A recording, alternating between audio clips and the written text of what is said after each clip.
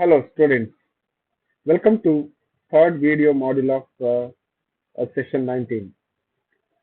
So this video module 93 is to understand HRD culture and HRD climate. So you may surprise to know that what is this culture and climate of HRD.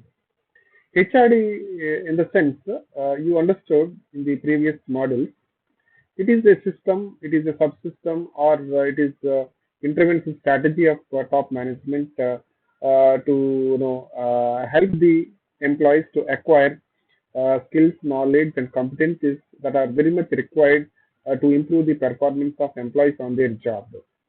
So when they are acquiring the knowledge, and they are going to show that acquired new knowledge on the job, and then ultimately the benefit goes to both individual as well as organization also. So the other added advantages here, individual personal level, you will find development not only at the professional level. So when you just see this kind of environment development orientation in the organization, so to introduce this system or even the HRD functions or even HRD mechanisms, before we need the creation of a conducive atmosphere or a conducive climate and culture. So that is nothing but human resource development, culture and climate. So in this video model, you will understand HRD culture and HRD climate.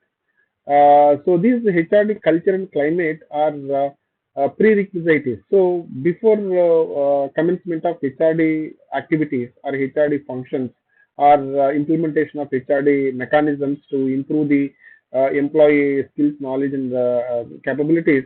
So prior to that, we have to develop and we have to nurture HRD culture and climate so that we can implement the HRD activities successfully, and ultimately benefit will be there in terms of advantage for both individual and then organization.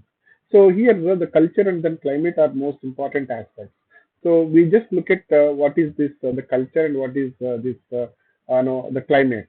So first of all, if you look at the HRD culture and the climate, so the concept wise, Denson in 1996 suggested that the culture refers to the deep structure of organization and which is rooted in the values, beliefs, and then assumptions held by the organizational members in contrast. So if you see that the culture, it is the developed or it is nurtured based on the top management or even the founders of an organization. So the philosophy of the organization and then the philosophy of the company that comes from the ideas and then the belief system of the founder.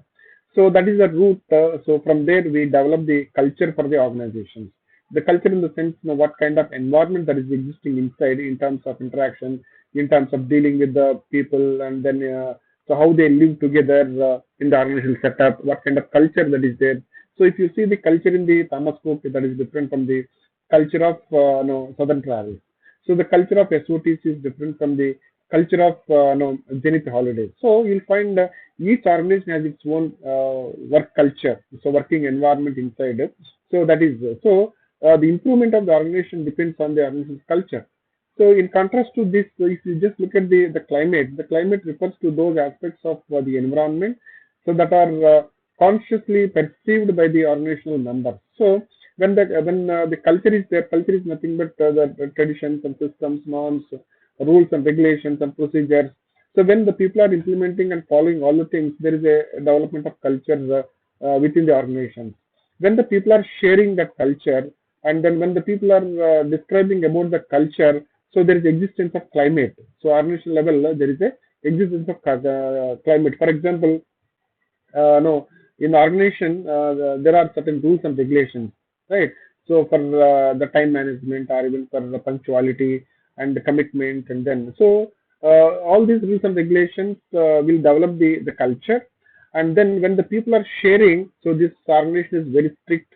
This organization will not spare unproductive people, and there is no room for the people who are not doing jobs and they'll be terminated. When the people are talking this kind of no issues, then when they say that this organization and this management is so strict, so that is the climate of the organization. The climate is strict, no, the management.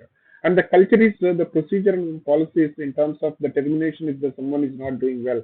That is the culture of the organization. So this way you can say the culture and then climate both are existing in the organization. So this culture and climate supposed to be in favor of the human resource development. So the culture and the climate supposed to in support of human resource development. So we just further we'll try to understand organizational or corporate culture is the pattern of values and norms and beliefs and attitudes and assumptions that may not have been articulated by to shape the way in which the people in organizations behave or things get done. So the values here refers to what is believed to be important about the people and then organizational behavior. So that is the value system. So the norms in the sense are the unwritten the rules of the behavior. So you'll find all these the conventions and then the values and norms are existing within the company. So further, if you see that the characteristics of the characteristics of the culture, Farnham and then Gunton, it is the difficult to define. It is multidimensional with many different the components at different levels. It is not particularly dynamic and even ever changing. It takes time to establish and then therefore the time to change a corporate culture that happens. So you can see that it is a very dynamic concept and it changes from time to time, and the culture is not static in the organizational system. It depends on the requirement. So the significance of culture is here. You can see that cultural represents that the social glues and then the greater the we feeling, and thus the contracting the process of differentiation that they are unavoidable part of organizational life. So you can see this kind of environment, we the people and the fellow feeling and then buddy feeling, oneness feeling, like no, all these are the part and parcel of the culture. So organizational culture offers a shared system of the meaning which is basic for the communication and the mutual understanding.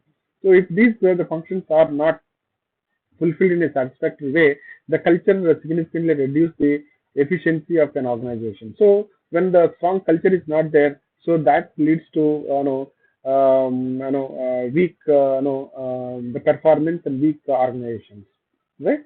So then further, if you look at the values and the norms of the organization, the values and the norms that are the basis of the culture and the forms in the following ways. Like over a period of time, you can see that whatever the value system norms that we have, so that is going to develop the culture of the organizations by the leaders in the organizations is formed around the critical incidents. No, in that context, you can see that so the individuals at the top level, so they just nurture and then they conceive all these in the organizational setup, right?